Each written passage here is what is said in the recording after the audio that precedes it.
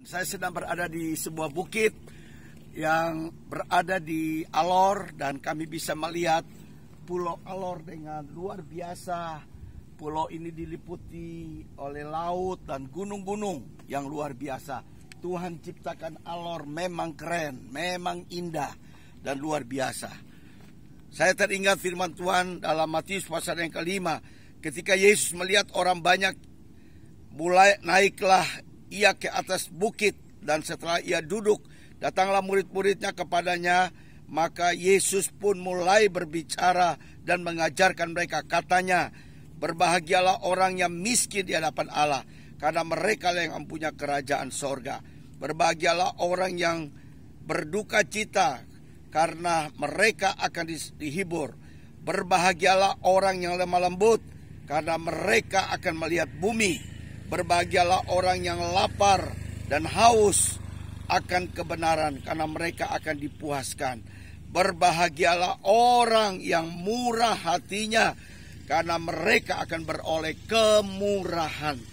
Berbahagialah orang yang suci hatinya, karena merekalah yang akan melihat Allah.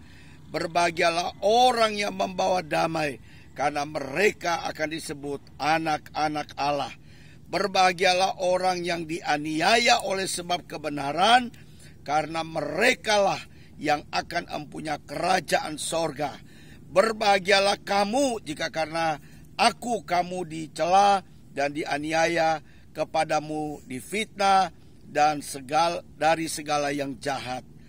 Berbahagialah dan bergembiralah, karena upahmu besar di sorga. Bapak, Ibu, saudara-saudara, kita semua diajarkan, diingatkan oleh Tuhan untuk selalu menikmati hidup yang penuh dengan kebahagiaan ini.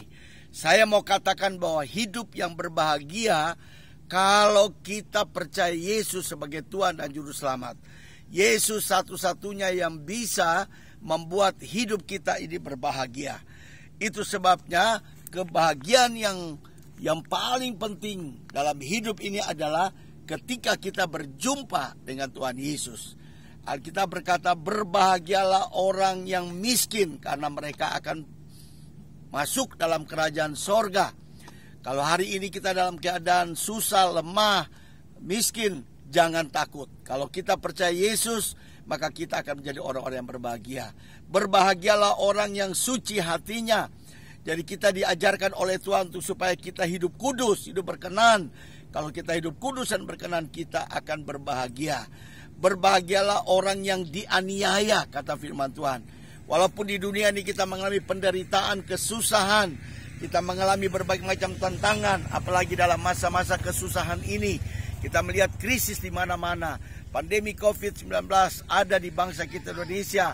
Oh, ada banyak hal yang membuat kita mengalami goncangan, krisis. Kita tertekan, kita mengalami penderitaan. Tetapi saya percaya di dalam Tuhan Yesus, kita akan menjadi orang-orang yang berbahagia. Karena walaupun kita menderita di dalam mengikuti Tuhan, di dalam melayani pekerjaan Tuhan, tetap kita adalah orang-orang yang berbahagia, karena kita sudah ada di dalam Tuhan.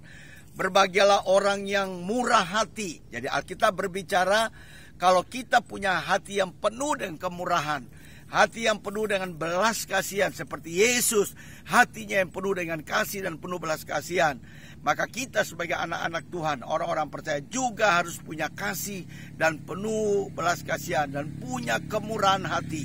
Ketika kita melihat orang susah, orang lemah, orang dalam kekurangan, maka hati kita akan menolong mereka.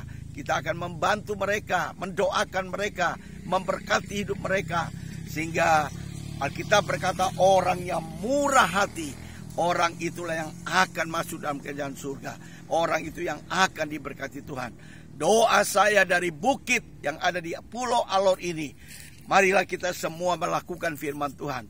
Kalau kita percaya kepada Yesus, kalau kita mengikuti Yesus, kalau kita melakukan setiap perintah Tuhan, firman Tuhan, maka kita adalah orang-orang yang berbahagia. Sekali lagi dengar, kita bisa berbahagia kalau kita sudah mengalami perjumpaan pribadi dengan Yesus.